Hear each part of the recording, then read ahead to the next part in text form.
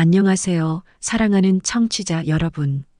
오늘은 제 인생의 이야기를 함께 나눠보려고 합니다. 저는 권석훈이고 올해로 70을 맞이한 평범한 남자입니다. 고향에 살고 있고 한때 꽤나 알려진 화장품 브랜드를 운영했던 적이 있습니다. 그 시절을 떠올리면 여러 감정이 교차합니다. 20년 전쯤 중국 시장의 가능성을 보고 재빨리 마스크팩을 수출한 기억이 생생해요.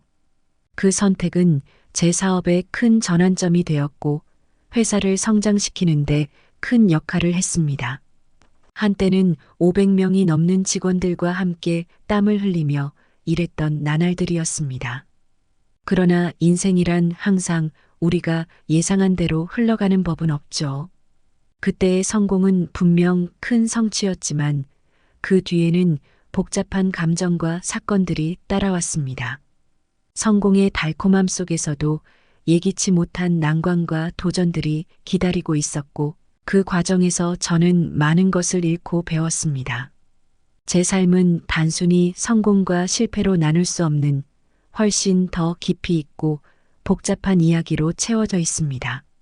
제가 여러분과 이렇게 이야기를 나누게 된 것도 어쩌면 그 이후의 일들이 더 중요하기 때문일 것입니다. 사업이 성공했을 때도 물론 기뻤지만 시간이 지나면서 마음속에 떠오르는 질문들이 있었어요. 내가 이 길을 걸어온 이유는 무엇인가? 내가 얻은 것과 잃은 것의 가치는 무엇일까? 이런 질문들이 제 삶의 방향을 조금씩 바꾸기 시작했죠. 회사의 첫걸음이었을 때입니다. 저는 언제나 일에 있어서는 철저한 사람이었죠. 회사가 작을 때부터 직원 한 명 한 명의 얼굴과 이름을 기억하며 그들의 의견을 귀담아 들었습니다. 사업 초기에는 밤낮 가리지 않고 일했어요. 그때 아내는 가끔 이렇게 말하곤 했습니다. 당신 이렇게 일만 하다가 건강 잃으면 어쩌려고 그래요? 그러면 저는 늘 웃으며 대답했습니다. 여보, 내가 이렇게 일하는 이유는 바로 우리 가족 때문이야. 내가 건강해야 우리 모두가 행복할 수 있어. 내가 일을 통해 얻는 성취감은 우리 가족의 행복으로 이어지니까. 회사가 점점 커지면서 제 책임감도 그만큼 더 커졌습니다. 특히 중국 시장으로의 진출을 준비할 때는 정말 많은 고민이 있었습니다. 위험 부담도 크고 성공 여부도 불확실했죠. 하지만 저는 직원들과 함께 이 도전을 받아들였습니다. 그때 우리는 함께 밤을 새우며 새로운 전략을 짜고 시장을 분석했습니다. 직원들과 함께하는 그 시간이야말로 제게는 큰 보람이었죠. 저는 항상 직원들을 가족처럼 생각했습니다. 그들은 제게 단순한 동료가 아니었습니다. 제가 이끌어야 할, 함께 성장해야 할 또 다른 가족이었어요. 물론 집에서는 조금 다른 모습의 저를 볼 수 있었을 겁니다. 집에 돌아오면 저는 회사에서의 모든 피로를 잊고 가족들과 함께하는 시간을 즐겼습니다. 아내가 준비한 따뜻한 저녁 식탁에 앉아 아이들의 이야기를 들으며 하루의 피곤함이 사라지곤 했죠. 딸아이가 학교에서 있었던 일을 신나게 이야기할 때면 저는 마치 그날 처음으로 웃는 것처럼 환하게 웃었습니다. 아빠, 오늘 선생님이 제가 발표를 잘했다고 칭찬하셨어요. 딸의 이런 말은 제 하루를 마무리하는 최고의 선물이었습니다. 아이들은 늘 제게 물어보곤 했어요. 아빠는 왜 그렇게 일을 열심히 해요? 그럴 때마다 저는 아이들에게 이렇게 말했습니다. 내가 일을 열심히 하는 이유는 바로 너희들 때문이란다. 내가 가족을 위해 더 좋은 세상을 만들어주고 싶어서야. 제 일은 단순한 생계수단이 아니었습니다. 그것은 제 가족에게 더 나은 미래를 선사하기 위한 수단이었습니다. 아내와의 대화도 저에게는 큰 위안이었습니다. 아내는 언제나 저를 이해하고 지지해주는 사람이었죠. 회사에서 어려운 결정을 내려야 할 때면 저는 아내와 산책을 하며 마음을 털어놓았습니다. 그녀는 늘 조용히 제 이야기를 들어주었고, 그럴 때마다 저는 다시 힘을 얻을 수 있었습니다. 여보, 당신은 참 대단해요. 그렇게 많은 사람들을 위해 일하면서도 우리 가족을 이렇게 챙길 수 있다는 게요. 그녀의 말 한마디에 저는 다시 일어설 수 있었습니다. 회사를 운영하면서 가장 중요한 것은 사람과의 관계라고 생각했습니다. 어느 날 큰 실수가 발생했을 때 저는 직원들을 꾸짖기보다는 함께 해결책을 찾으려고 했습니다. 이제부터는 우리가 더 신중하게 행동해야겠어. 하지만 이 문제를 해결할 방법은 분명히 있어. 함께 찾아보자. 저는 직원들이 실수를 통해 성장할 수 있도록 돕고 싶었고, 그런 노력 덕분에 우리 회사는 더욱 강해질 수 있었습니다. 지금 돌이켜보면 저는 일과 가정 모두에서 최선을 다했던 것 같습니다. 물론 쉽지 않은 길이었지만 그 과정에서 많은 것을 배웠고 많은 것을 얻었습니다. 저는 그저 가족과 회사 모두에게 신뢰와 사랑을 주고 싶었을 뿐입니다. 그리고 그 결과 저는 제가 꿈꾸던 삶을 이룰 수 있었습니다. 그날 밤은 유난히 추웠습니다. 겨울에 매서운 한파가 창문을 두드리며 우리 집 안으로까지 파고들던 날이었죠. 저는 평소와 다름없이 집에 들어와 따뜻한 저녁 식사를 하고 나서 아내 은하와 함께 거실에서 조용히 이야기를 나누고 있었습니다.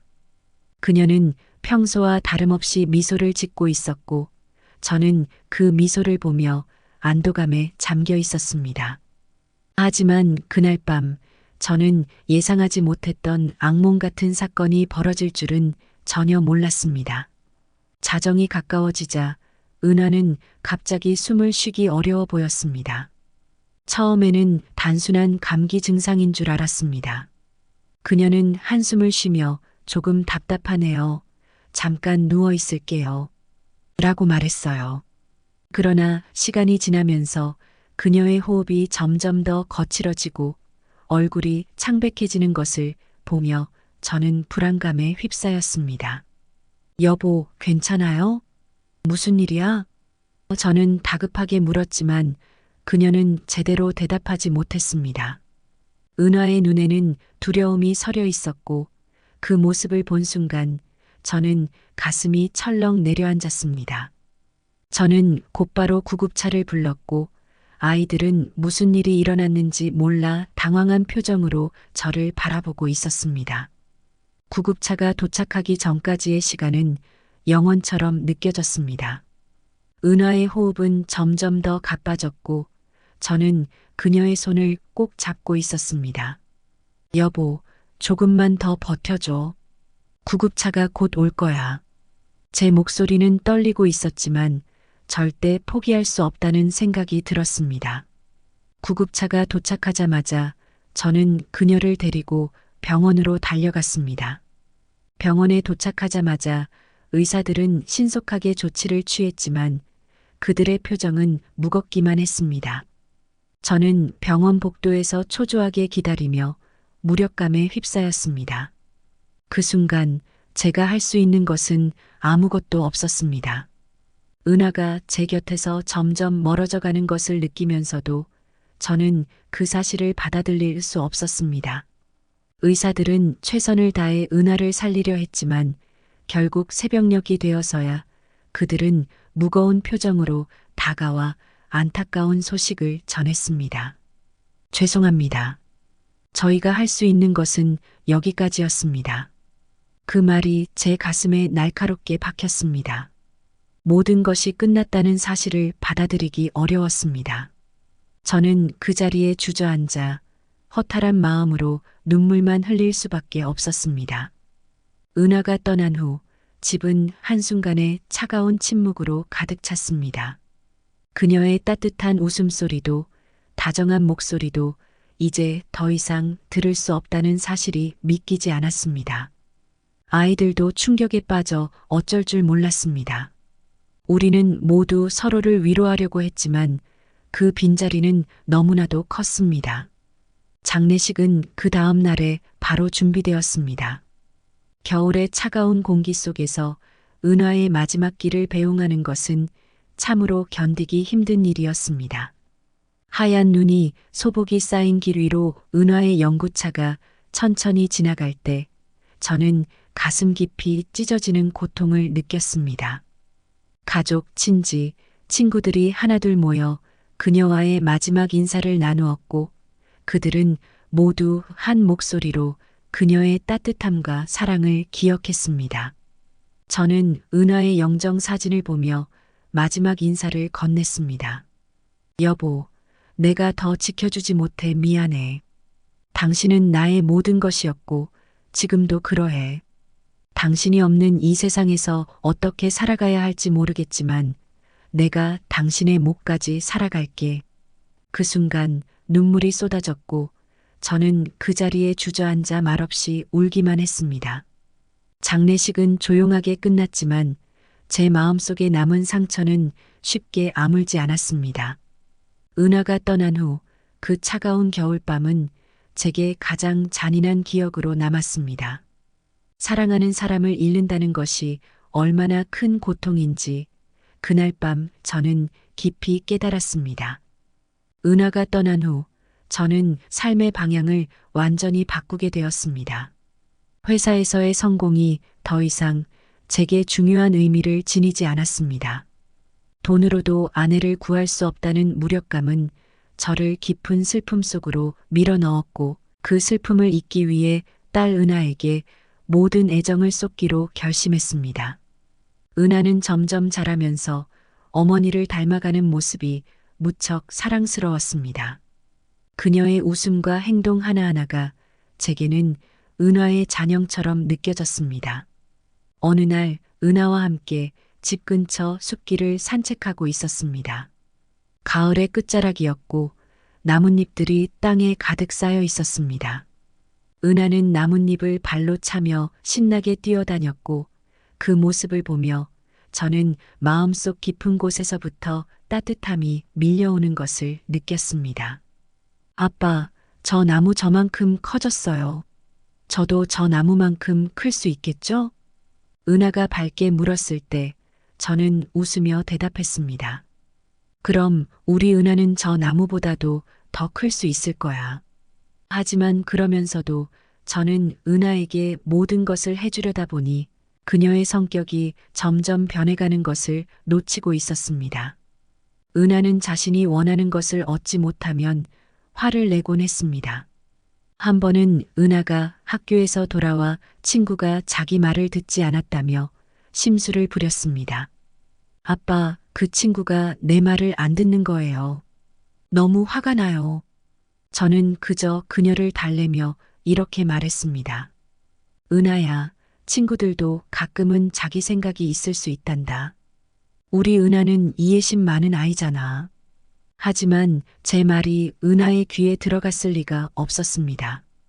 그녀는 자신이 원하는 대로 되지 않으면 쉽게 실망하고 화를 냈지만 저는 그것이 어린아이의 기분 변화라고만 생각했습니다. 시간이 지나면서 은하의 이러한 성향은 점점 더 강해졌습니다. 그녀는 자신이 세상의 중심이라고 생각했고 다른 사람들의 감정은 별로 신경 쓰지 않게 되었습니다. 저는 그런 은하를 보며 오히려 그녀가 얼마나 자신감 있는 아이로 자랐는지를 자랑스럽게 여기고 있었습니다. 그녀가 원하는 것을 얻지 못했을 때 보여주는 그 실망감조차도 저는 단지 아이의 성장 과정 중 하나라고 생각했습니다. 겨울의 어느 날 은하와 함께 눈 덮인 마당에서 놀고 있었습니다. 그녀는 하얀 눈 위에서 마치 요정처럼 춤추며 웃고 있었습니다. 아빠, 나 진짜 행복해요. 눈이 이렇게 많이 오다니 너무 좋아요. 그녀의 웃음소리는 제 가슴 깊은 곳까지 울려 퍼졌습니다. 그래, 은하야. 너만 행복하다면 아빠도 행복해.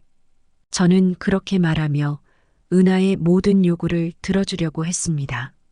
그러나 은하에게 모든 것을 제공하는 것이 오히려 그녀를 망치고 있다는 사실을 깨닫기에는 너무 늦었습니다. 은하는 점점 더 이기적이고 자기중심적인 아이로 변해갔지만 저는 그저 그녀를 사랑하는 마음에 모든 것을 허락하고 말았습니다. 그녀가 세상에서 가장 소중한 존재였기 때문에 저는 그녀에게 무조건적인 사랑을 주었고 그 사랑이 때로는 그녀를 올바른 방향으로 이끌어주지 못했다는 것을 나중에서야 깨달았습니다. 은하가 19살이 되던 해 그녀는 갑자기 결혼을 하겠다고 선언했습니다. 저는 처음에는 믿기지 않았습니다. 아직 어리고 앞으로 배워야 할 것도 많은 딸이 너무 성급한 결정을 내리는 것은 아닌가 걱정되었습니다. 특히 그녀가 결혼식 장소로 서울의 고급 호텔인 신라 호텔을 고집했을 때 저는 더욱 놀랐습니다. 은하는 아빠, 나의 결혼식은 세상에서 가장 아름답고 특별해야 해요. 내가 항상 꿈꿔왔던 신라 호텔에서 결혼식을 하고 싶어요. 라고 말했습니다. 저는 은하의 요구에 처음에는 반대했습니다. 화려한 결혼식보다는 결혼 후의 생활을 위한 저축이 더 중요하다고 생각했기 때문입니다. 은하야, 결혼식은 그저 하루일 뿐이야. 그 돈을 아껴서 더 좋은 신혼집을 마련하고 내 미래를 위해 저축하는 것이 어떻겠니? 하지만 은하는 단호했습니다. 아빠, 결혼식은 인생에서 한 번뿐이에요. 저는 어릴 때부터 꿈꿔왔던 웨딩드레스를 입고 신라 호텔에서 결혼식을 올리고 싶어요. 그렇게 저는 딸의 요구를 결국 받아들이게 되었습니다. 은하의 행복이 무엇보다도 중요했기 때문입니다. 결혼식은 인생에 한 번뿐인데 내가 은하의 소원을 들어주는 게 맞지 않을까? 저는 그렇게 생각하며 결혼식을 준비하기로 마음을 먹었습니다. 결혼식 당일 신라 호텔의 웅장한 대리석 로비는 아름다운 꽃들로 장식되어 있었고 은하는 화사한 웨딩드레스를 입고 있었습니다. 그녀는 마치 동화 속 공주처럼 보였고 저는 그런 은하를 보며 복잡한 감정에 휩싸였습니다. 딸이 이렇게 아름답게 자라준 것이 자랑스러웠지만 너무 일찍 떠나보내는 것이 아닌가 하는 아쉬움도 컸습니다. 은하야, 정말 예쁘구나. 아빠가 널 이렇게 보내야 하는 게 맞는지 모르겠다. 은하의 손을 잡고 속삭였을 때 그녀는 환하게 웃으며 아빠, 저 행복해요. 아빠도 제 결혼식을 축복해 주실 거죠? 라고 말했습니다. 그 말을 들으며 저는 딸의 행복을 기원할 수밖에 없었습니다. 웨딩홀은 손님들로 가득 찼고 은하의 친구들과 가족들이 그녀의 결혼을 축하하기 위해 모였습니다. 웨딩드레스를 입고 아버지와 함께 버질로드를 걷는 은하의 얼굴에는 행복이 가득했고 저는 그녀를 그렇게 보내야만 했습니다. 은하가 나의 손을 놓고 남편의 손을 잡을 때 제 마음속에는 깊은 공허함이 자리 잡았습니다. 이제 은하는 더 이상 내 곁에 머물지 않겠구나. 하지만 저는 곧 딸의 행복을 위해 그것을 받아들이기로 했습니다. 결혼식이 끝난 후 저는 은하의 미래에 대한 걱정과 기대가 뒤섞인 마음을 안고 있었습니다. 너무 어린 나이에 결혼하는 것이 정말로 옳은 선택일까? 그러나 저는 그녀가 결혼 후에 성숙해지고 가정을 잘 꾸려나갈 것이라고 믿었습니다. 무엇보다도 은하가 행복하기를 바랐고 결혼 생활 속에서 그녀가 책임감 있는 어른으로 성장하길 바랐습니다. 특히 제가 오랫동안 계획해왔던 은하의 유학 계획도 있었죠. 저는 은하가 해외의 명문 대학에서 경영학을 전공하고 돌아와서 제 회사를 이어받기를 바랐습니다. 그것이 제가 은하에게 바라는 최선의 길이었습니다. 하지만 은하가 결혼 후에 그 길을 선택할지 아니면 자신의 길을 걸어가게 될지는 알 수 없었습니다. 그럼에도 불구하고 저는 그녀가 제 기대에 부응해 주기를 간절히 바랐습니다. 신라 호텔에서의 결혼식은 은하의 인생에서 가장 화려한 순간 중 하나였습니다. 그 순간은 마치 꿈처럼 지나갔고 저는 그날의 기억을 떠올리며 여러 가지 생각을 하게 됩니다. 은하가 앞으로 걸어가게 될 길이 어떤 모습일지, 그리고 그 길에서 그녀가 어떤 선택을 하게 될지에 대한 걱정과 기대가 교차하는 가운데 저는 단지 그녀가 행복하길 바라는 마음뿐입니다. 은하가 결혼한 후 그녀는 제가 계획했던 대로 국내 유명한 대학교에서 경영학을 전공하게 되었습니다. 저는 은하가 이 과정을 통해 더 성숙하고 나중에 제 회사를 이어받을 준비를 할 수 있기를 바랐습니다. 물론 은하는 여전히 자신의 방식대로 살아가고 있었습니다. 결혼 후에도 은하의 이기적인 성향은 크게 변하지 않았고 때로는 자신이 원하는 것을 위해 주변 사람들과 마찰을 빚기도 했습니다. 그럼에도 불구하고 은하는 학업에서만큼은 뛰어난 성과를 보여주었습니다. 어릴 때부터 총명했던 은하는 대학교에서도 두각을 나타냈고 수업마다 우수한 성적을 받았습니다. 교수들도 그녀의 능력을 인정했고 은하는 자신이 목표로 했던 우수한 학점을 유지하며 졸업을 향해 나아갔습니다. 저는 그런 은하를 보며 비록 그녀가 가끔 철없고 이기적으로 행동할지라도 그 안에 숨겨진 재능과 가능성을 믿었습니다. 은하가 대학교를 졸업할 즈음 저는 그녀에게 졸업 후의 계획에 대해 물었습니다. 은하야, 이제 졸업이 가까워졌는데 졸업 후에는 어떻게 할 생각이니? 은하는 잠시 생각하더니 말했습니다. 아빠, 저는 아빠 회사에 들어가서 경영을 배워보고 싶어요. 학교에서 배운 것을 실제로 적용해 보고 싶거든요. 그 말을 들었을 때 저는 기쁨과 동시에 약간의 걱정을 느꼈습니다. 은하가 회사에서 잘 적응할 수 있을지, 그리고 결혼 생활과 일을 병행하면서 어떻게 성장할지에 대한 우려가 생겼기 때문입니다. 그러나 은하는 졸업 후 제 회사에 들어와서 일을 배우기 시작했습니다. 처음에는 서류 작업부터 시작했지만 은하는 금방 업무에 적응하며 자신만의 방식으로 일에 임했습니다. 그녀는 대학에서 배운 지식을 바탕으로 새로운 아이디어를 제시하기도 했고 저는 그런 그녀를 보며 내심 자랑스러웠습니다. 비록 성격이 여전히 고집스러웠지만 일에서는 분명히 뛰어난 자질을 가지고 있었습니다. 하지만 은하의 결혼 생활은 점점 더 불안정해졌습니다. 대학교에 다니는 동안 은하는 다양한 사람들과 교류하면서 자신이 결혼한 것이 너무 이른 결정이 아니었나 하는 생각을 하게 되었습니다. 그녀는 종종 남편과 다투었고 이혼을 고려하기도 했습니다. 아빠, 저는 이제 더 이상 남편과 함께 살 수 없을 것 같아요. 학교에서 정말 멋진 사람들을 만났는데 지금의 결혼 생활이 저를 너무 억압하는 것 같아요. 은하는 저에게 이렇게 말하며 여러 차례 이혼을 주장했습니다. 저는 그런 딸을 보며 안타까운 마음이 들었습니다. 은하야, 결혼은 단순히 감정만으로 이루어지는 게 아니야. 서로 이해하고 맞춰가며 함께 살아가는 것이 중요하단다. 저는 딸에게 이렇게 말하며 그녀가 가정을 지키길 바랐지만 은하는 쉽게 마음을 돌리지 않았습니다. 남편과의 갈등이 생길 때마다 은하는 제게 돌아왔고 그럴 때마다 저는 그녀를 달래며 이야기를 나누었습니다. 하지만 며칠 지나지 않아 은하는 다시 남편에게로 돌아가곤 했습니다. 이렇듯 은하의 결혼 생활은 끊임없이 반복되는 갈등과 화해의 연속이었습니다. 제가 은하에게 가장 바랐던 것은 딸이 가정을 이루고 그 안에서 행복을 찾는 것이었습니다. 그러나 현실은 그러지 못했고 저는 그런 딸을 보며 어떻게 해야 할지 깊은 고민에 빠졌습니다. 그 애가 일을 하며 점점 더 성숙해지길 바랐지만 여전히 그녀의 성격은 쉽게 변하지 않았습니다.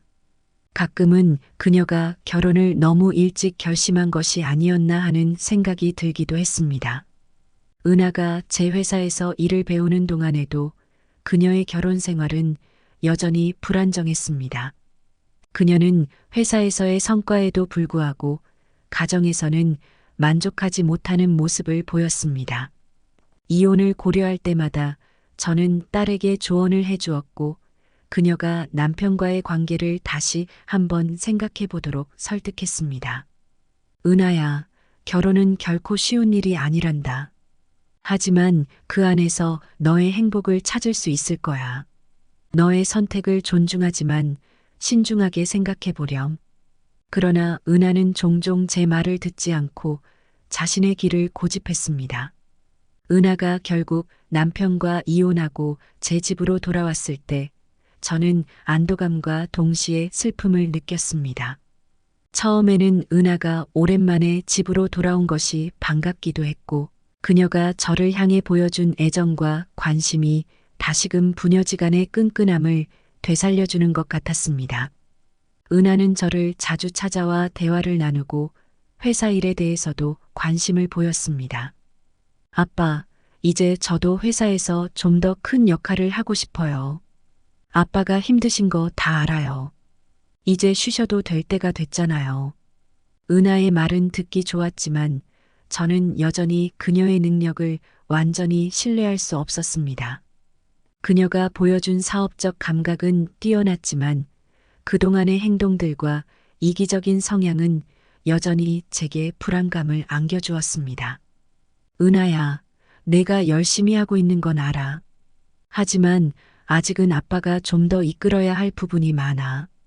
회사는 단순히 수익을 내는 것 이상으로 많은 사람들의 생계와 관련된 일이야. 아직은 내가 더 배워야 할 것들이 많단다. 이 말을 들은 은하는 처음에는 이해하는 듯 했지만 시간이 지나면서 점차 저와의 대화가 갈등으로 이어졌습니다. 은하는 회사의 운영권을 빨리 넘겨받고 싶어 했고 저는 그런 그녀의 성급함이 우려스러웠습니다. 아빠, 왜 저를 믿지 않으시는 거예요? 저도 이제 성인이잖아요. 아빠가 언제까지 회사에 매달리실 건데요? 은하의 말은 점점 강경해졌고 저는 그럴수록 더욱 신중하게 생각할 수밖에 없었습니다. 우리 사이의 긴장은 점차 깊어졌습니다. 은하는 저를 설득하기 위해 여러 차례 시도했지만 저는 회사의 주식을 포함한 경영권을 그녀에게 완전히 넘기는 것을 망설였습니다. 저는 그녀가 더 성숙해지기를 기다렸고 무엇보다도 회사가 그녀의 손에서 안전하게 운영될 수 있을지에 대한 확신이 없었습니다. 은하야, 내가 너를 믿지 않는 게 아니야. 너를 누구보다도 사랑하고 내가 회사를 이어받기를 바라는 마음도 있어. 하지만 내가 아직은 좀 더 준비가 필요하다고 생각하는 거야. 저는 딸을 진정시키려 했지만 은하는 점점 더 불만을 품게 되었습니다.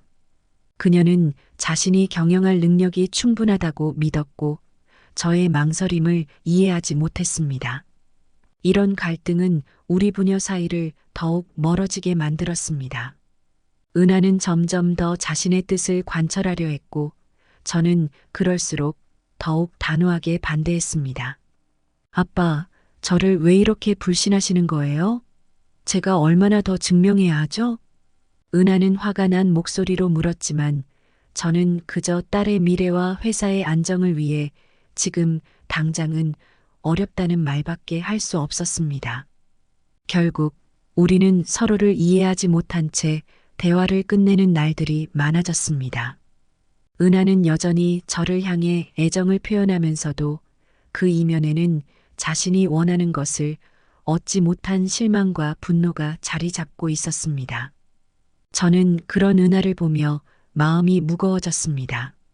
딸이 원하는 것을 들어주고 싶었지만 그게 오히려 그녀에게 독이 될 수도 있다는 생각에 갈등이 계속되었습니다. 이제 은하와의 관계는 복잡해졌습니다. 그녀는 여전히 제게 소중한 딸이지만 회사 문제로 인해 우리 사이에는 해결되지 않은 긴장감이 흐르고 있습니다.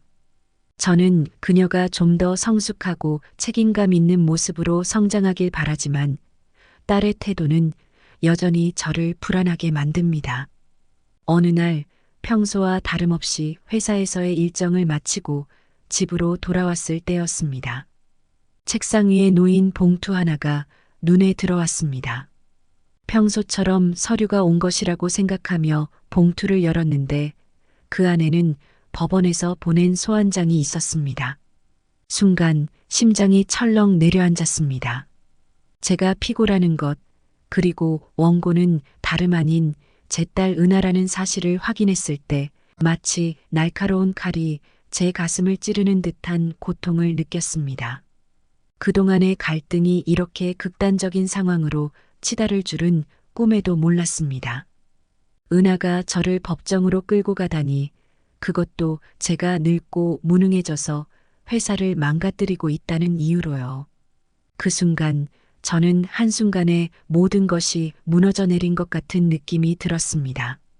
제가 그토록 사랑하고 아끼던 딸이 저를 적으로 여긴다는 사실이 믿기지 않았습니다. 은하의 고소장은 저를 철저히 무너뜨리려는 내용으로 가득 차 있었습니다. 아빠는 이제 더 이상 회사를 경영할 능력이 없다. 나이 들어서 판단력이 흐려졌고 그로 인해 회사는 큰 손실을 입고 있다. 그녀의 말은 그동안 은하에게 보여주었던 모든 신뢰와 사랑이 허공으로 사라진 듯한 배신감을 안겨주었습니다. 딸을 위해 희생하고 헌신했던 시간이 무색해지는 순간이었습니다. 저는 이 상황을 그냥 넘길 수 없다고 결심했습니다. 그동안 은하를 무조건적으로 사랑하고 그녀의 행복을 위해 모든 것을 희생해왔지만 이제는 달라져야 했습니다. 딸이 잘못된 길을 가고 있다는 것을 깨닫게 해줘야 한다는 생각이 들었습니다. 저는 은하를 법정에서 마주하며 그녀가 얼마나 큰 잘못을 저지르고 있는지, 그리고 자신이 무엇을 잃게 될지를 똑똑히 알게 하기로 결심했습니다. 첫 번째로 저는 회사의 경영 상태와 성과를 명확하게 파악하기 위해 최근 몇 년간의 재무제표와 경영 보고서를 검토했습니다. 이 과정에서 회사가 안정적으로 운영되고 있으며 저의 지도 아래에서 지속적으로 성장하고 있다는 사실을 확인할 수 있었습니다. 이 자료들은 법정에서 저를 변호할 수 있는 가장 강력한 증거가 될 것이라고 판단했습니다. 회사의 재무 상태는 제가 여전히 회사 운영에 대한 명확한 판단력을 가지고 있다는 것을 증명해 줄 것이기 때문입니다. 두 번째로 저는 회사의 주요 임원들과 직원들을 만나 의견을 나누었습니다. 그들은 저와 함께 일해온 사람들로 제 경영 능력과 리더십을 가장 잘 아는 이들입니다. 직원들은 저에 대한 깊은 신뢰를 표명하며 제가 회사의 중요한 결정을 내리는 데 있어 여전히 핵심적인 역할을 하고 있다고 말했습니다. 특히 몇몇 임원들은 법정에서 저를 위해 증언할 의사를 밝혔고 이는 제게 큰 힘이 되었습니다. 또한 저는 정신과 전문의를 찾아가 제 정신 상태에 대한 객관적인 평가를 받기로 했습니다. 은하가 제 정신적 능력을 의심하고 있는 만큼 전문가의 진단이 중요한 역할을 할 수 있다고 판단했습니다. 전문가는 제게 여러 가지 인지 기능 테스트를 실시했고 결과는 제가 여전히 정신적으로 명석하며 회사 운영에 전혀 문제가 없다는 진단이었습니다. 이 진단서는 법정에서 은하의 주장을 무너뜨릴 수 있는 강력한 증거가 될 것입니다. 그리고 저는 은하의 행동과 성격에 대해 깊이 생각해 보았습니다. 은하는 여전히 젊고 경험이 부족한 상태에서 자신이 모든 것을 알고 있다고 생각하는 경향이 있었습니다. 저는 그녀가 회사를 운영하기에는 아직 준비가 부족하다고 판단했습니다. 그녀는 때로는 충동적으로 결정을 내리고 그것이 장기적으로 어떤 결과를 가져올지 깊이 생각하지 않는 경향이 있었습니다.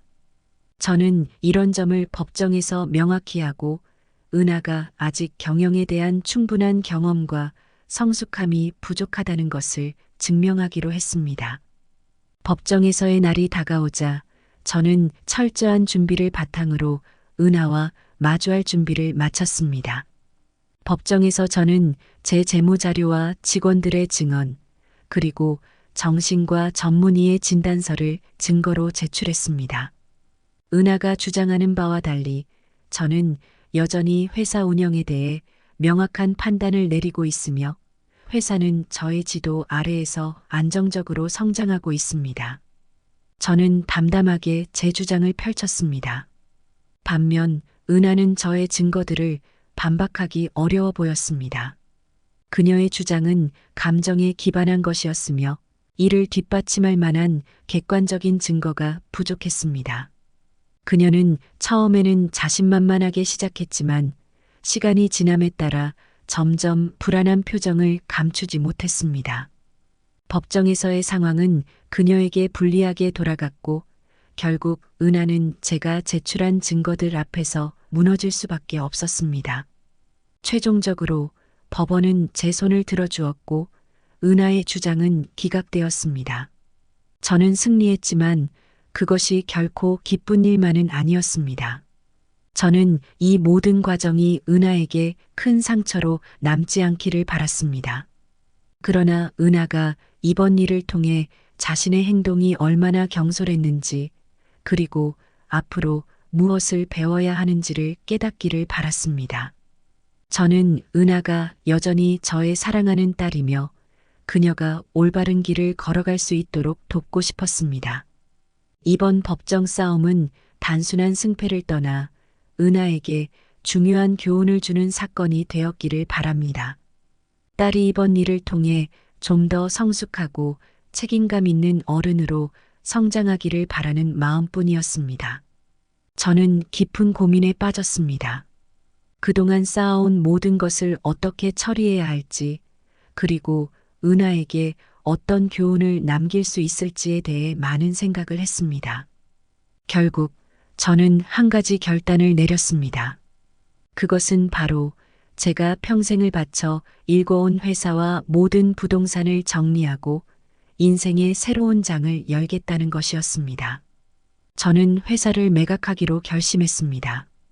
그동안 많은 사람들에게 중요한 의미를 가진 회사였지만 이제는 그 손에서 벗어나 제 인생의 마지막 부분을 평온하게 보내기로 했습니다. 매각 후 저는 그 자금을 어떻게 사용할지 구체적으로 계획했습니다. 먼저 제 노후를 위해 필요한 만큼의 자산을 따로 남겨두었습니다. 그리고 은하가 만약 언젠가 자신의 잘못을 깨닫고 돌아오면 그녀를 위해 비밀리에 마련해둔 자산이 있음을 숨기기로 했습니다.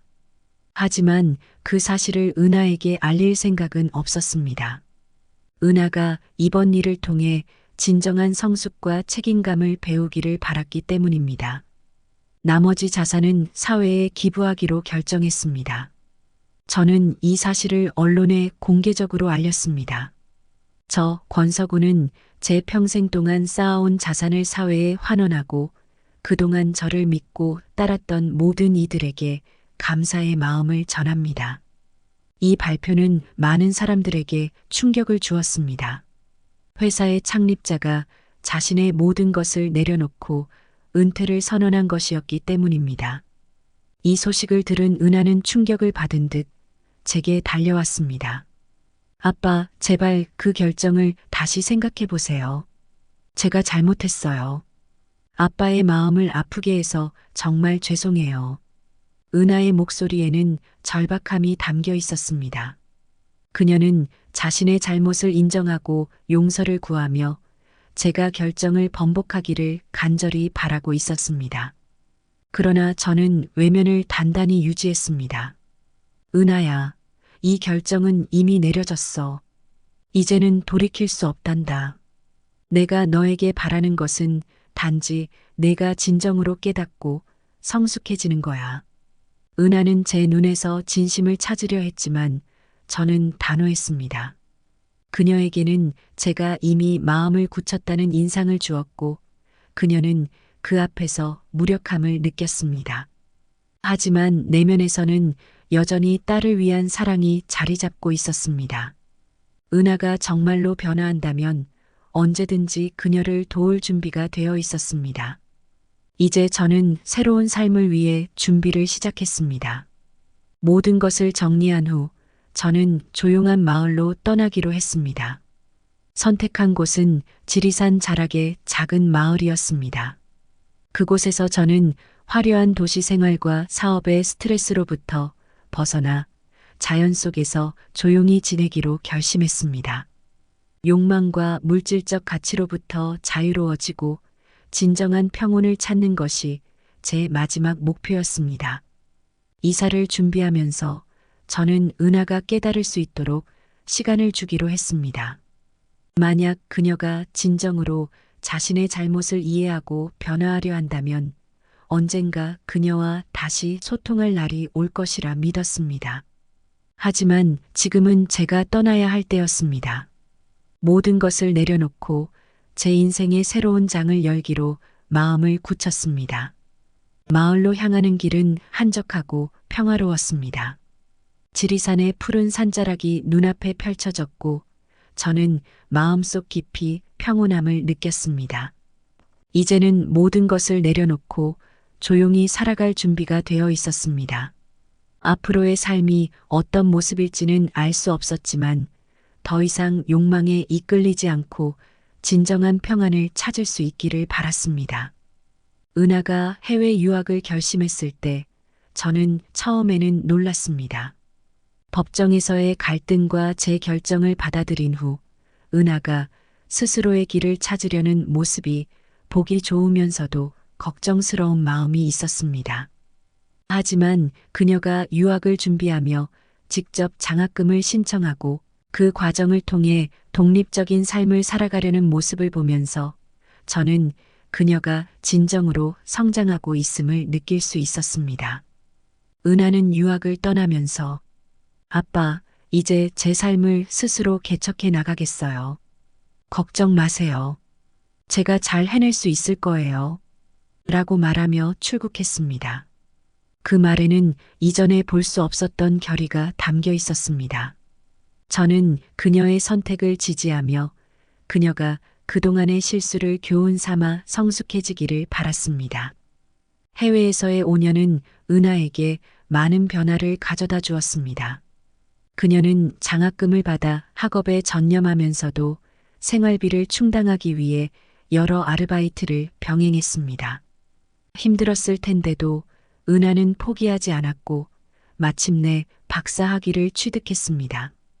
그 소식을 들었을 때 저는 딸이 자랑스러워서 눈물이 날 뻔했습니다.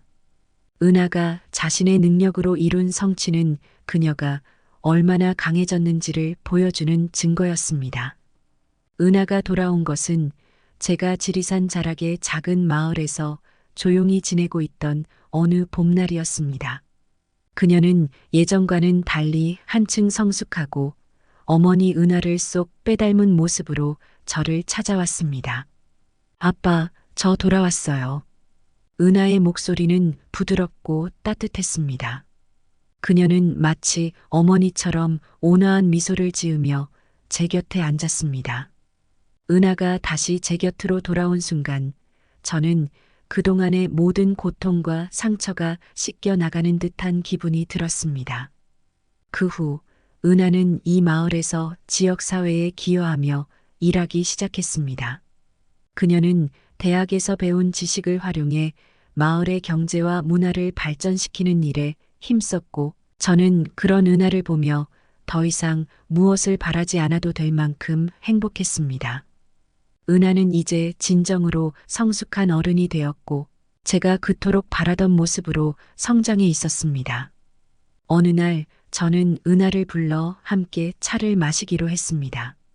그동안 마음속 깊이 간직하고 있던 비밀을 이제 털어놓을 때가 되었다고 생각했습니다. 차를 마시며 저는 조심스럽게 은하에게 말했습니다. 은하야, 사실 아빠가 너를 위해 준비해둔 것이 있단다. 그리고는 그녀에게 제가 매각한 회사와 자산 중 일부를 비밀리에 남겨두었다고 설명했습니다. 그 돈은 은하가 원한다면 언제든지 사용할 수 있을 만큼 큰 금액이었습니다. 이 돈은 내가 다시 시작할 때 도움이 되길 바라는 마음에서 남겨둔 거야. 하지만 은하는 조용히 고개를 저으며 말했습니다. 아빠, 그 돈은 아빠가 사용하세요. 저는 이제 제 힘으로 모든 것을 해낼 수 있어요. 아빠가 그동안 저를 위해 얼마나 많이 고민하셨는지 잘 알아요. 하지만 이제 저는 아빠의 도움이 필요하지 않아요. 제가 스스로 해낼 수 있는 능력을 가지게 되었거든요. 그 말을 듣는 순간 저는 말로 표현할 수 없는 감동을 느꼈습니다. 은하가 진정으로 자신의 길을 찾았고 이제는 스스로 일어설 수 있는 자신감을 가지고 있다는 것을 알게 되었습니다. 그녀는 더 이상 제가 염려할 필요 없는 완전히 성장한 딸이 되어 있었습니다. 그날 저녁 저는 은하와 함께 지리산의 노을을 바라보며 조용히 웃었습니다. 은하야, 내가 이렇게 훌륭한 어른이 된 것이 아빠는 정말 자랑스럽구나. 어머니도 저 하늘에서 우리를 지켜보며 웃고 계실 거야. 은하는 제 손을 꼭 잡고 미소 지으며 대답했습니다. 아빠, 저도 아빠가 제 곁에 계셔서 참 다행이에요. 이제는 제가 아빠를 지켜드릴게요. 그 순간 저는 인생에서 더 바랄 것이 없다는 생각이 들었습니다. 은하가 자신의 삶을 살아가면서도 저를 생각해주는 마음을 잃지 않았고 어머니의 온화한 모습까지 닮아가는 것을 보니 은하가 우리를 하늘에서 지켜보고 있다는 확신이 들었습니다. 이제 남은 시간 동안 은하와 함께 평온한 일상을 즐기며 살아가기로 마음먹었습니다. 이렇게 저와 은하는 긴 여정을 마치고 서로를 이해하고 진정한 가족의 의미를 되찾았습니다. 은하가 떠난 뒤 제가 느꼈던 슬픔과 고통은 이제 은하와의 새로운 시작으로 인해 조금씩 치유되고 있습니다. 은하는 어머니를 닮아가면서도 자신만의 길을 당당하게 걸어가고 있고 저는 그런 은하를 보며 마음 깊이 평온함을 느낍니다. 이제 저는 이곳 지리산 자락에서 은하와 함께 조용하고 행복한 삶을 살아가고 있습니다. 지나온 세월의 고통과 갈등은 모두 시간이 흐르면서 자연스럽게 사라지고 남은 것은 따뜻한 사랑과 가족의 소중함 뿐입니다. 여러분께서도 인생의 여정 속에서 진정으로 중요한 것이 무엇인지 생각해 보시길 바랍니다. 오늘 저의 이야기를 들어주신 모든 분들께 진심으로 감사드리며 앞으로도 여러분의 삶에 행복과 평화가 가득하시기를 바랍니다. 지금까지 권석훈이었습니다. 감사합니다.